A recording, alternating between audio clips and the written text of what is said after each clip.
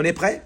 Dans le recueil de l'imam Ahmad ibn Hanbal, authentifié par les Muhaddithoun, il est narré par Abu Umama al-Bahili, radiyallahu anhu, qui dit que le prophète Mohammed sallallahu alayhi wa sallam était dans la mosquée avec les compagnons. Imaginez-vous, un jeune homme rentre, tout se passe bien. Il va poser une question au messager d'Allah. Vous êtes prêts? Il dit, ô messager de Dieu, permets-moi de faire la fornication. Si quelqu'un rentre dans la mosquée et il te dit, toi, n'importe qui, est-ce que je peux coucher avec une fille? À la réaction, tu la connais direct. A'oudhu billah, la hawla wa la qawwata, astaghfirullah. Mais les chéatines t'ont tapé sur la tête. Mais c'est pas possible. Ma tahshem, si t'as pas honte, ça c'est notre réaction 2025. Ah, c'est sûr et certain. Un jeune, il rentre, il dit, excuse-moi mon frère Faisal, je peux coucher avec une fille? Mon frère, astaghfirullah. Oh, la maison d'Allah. Ça c'est notre comportement.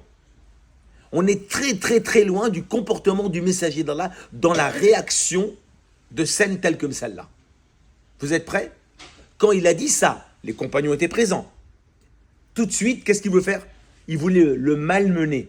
Non, genre, il voulait le malmener. Oh, eh bien le prophète, alayhi salam, qu'est-ce qu'il va faire tout de suite?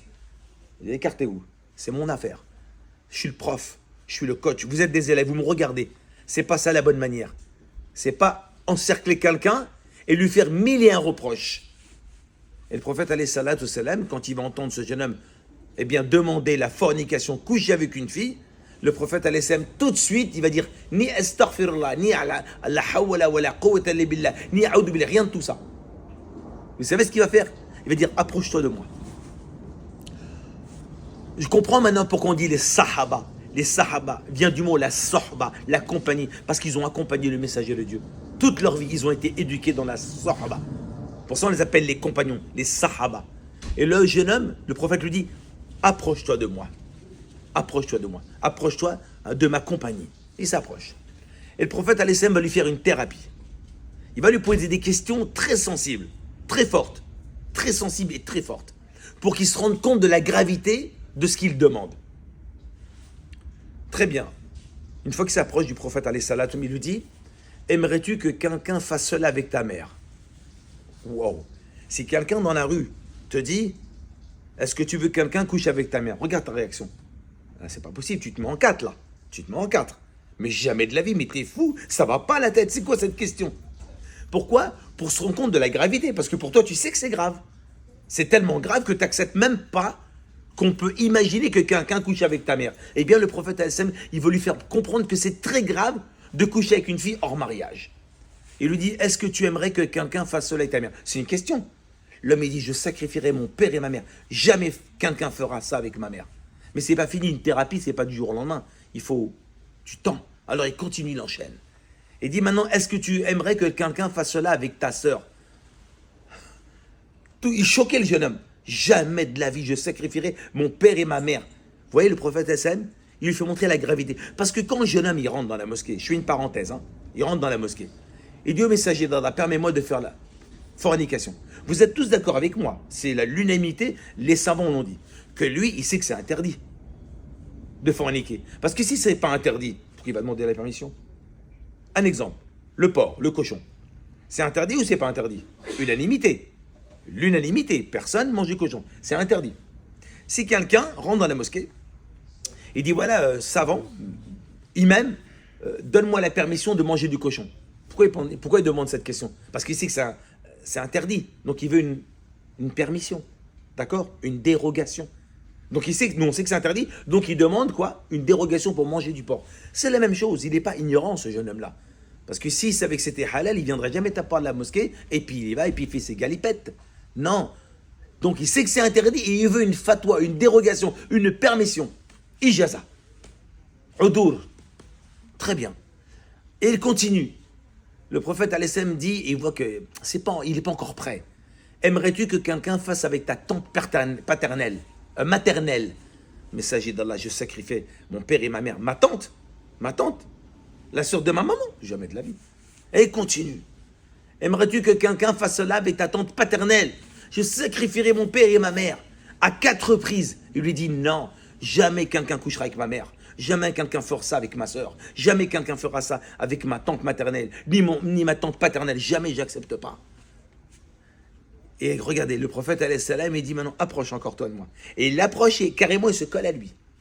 Et le prophète lui met la main sur sa poitrine. Et il lui fait dua. Allahumma aghfir dhanbo. Pardonne son péché.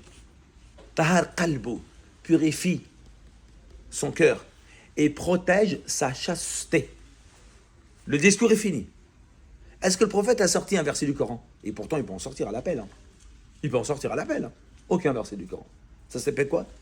La méthodologie prophétique. Une médiation. Un pédagogue. Un pédagogue. Une fois qu'il lui a parlé comme ça, il lui a fait les doigts, le jeune homme il dit, ô messager d'Allah, avec tout ce que tu m'as dit, c'est fini. Plus jamais de ma vie je m'approcherai de cela. C'est bon, salam alaikum, je m'en vais. Pas magnifique? C'est pas magnifique. Pourquoi je dis ça? Pourquoi j'ai sorti ça? Une dame est venue me voir au marché. Elle me dit, voilà Faisal, j'ai mon fils, il a 17 ans. Moi et mon mari, on n'est pas bien. Qu'est-ce qui se passe, madame? Voilà, je te cache pas, Faisal, c'est un peu délicat, mais je comprends. Elle dit, mon fils, il rentre 2-3 fois la semaine, à 3 heures du matin, et quand il rentre, il fait sa douche. C'est haram ce qu'il fait. Je lui dis, madame, je suppose que il ne revient pas de cours de tennis à 3 heures du matin. Mais bien d'accord, madame. Je suis honnête avec vous, on va direct. À mon avis, il couche avec une fille. Mais oui, mon mari, on n'en peut plus. Mon mari, il veut le virer dehors. Il veut le virer dehors, il dit, c'est pas possible. Il fait ça, c'est haram. On ne veut pas de ça chez nous. Je lui dis, madame, vous pensez que c'est la solution de virer votre enfant de la maison alors qu'un jeune homme, il est venu à la mosquée demander la permission de coucher avec une fille et à la fin, il sort de cette médiation, il s'est transformé. Et nous, qu'est-ce qu'on veut? On veut virer nos gosses des maisons. On veut virer nos gosses des maisons. Eh bien, c'est pas la méthode, madame, je lui dis. Avec tout le respect que j'ai pour vous, c'est pas la méthode. La méthode, c'est la méthode du messager d'Allah. C'est celle-là. Première chose, on doit agir avec miséricorde. Ya Rabbi, facilite que cette personne revienne vers toi. Ça, c'est le minimum des intentions. Et tout ce qu'on peut utiliser comme médiation, comme comportement, comme parole, pour essayer de gagner son cœur, et pas aller à l'encontre de son cœur. Gagner son cœur, c'est magnifique. Une fois que tu gagnes son cœur, après, tu peux parler. Et quand tu gagnes le cœur de quelqu'un, vous savez ce qu'il fait? Il t'écoute. Quand il t'écoute, qu'est-ce qu'il fait? Il médite. Il médite. C'est pas ça sort là. Ça rentre, ça sort. Il médite. Et tout dépend de ta discussion avec lui quand il va méditer. Ça va peut-être faire un impact 5% de ta discussion, 10%, peut-être 20%, mais ça fera quelque chose. Peut-être dans une semaine. Peut-être il va dans une semaine, ça va faire un flash. Mais si nous ne prend pas le cœur des gens, d'emblée, les portes sont fermées. Donc voilà, ça, c'est notre comportement qu'on doit avoir. 1,850 milliard de musulmans qui sont sur la terre, on doit avoir, une bonne pensée pour eux.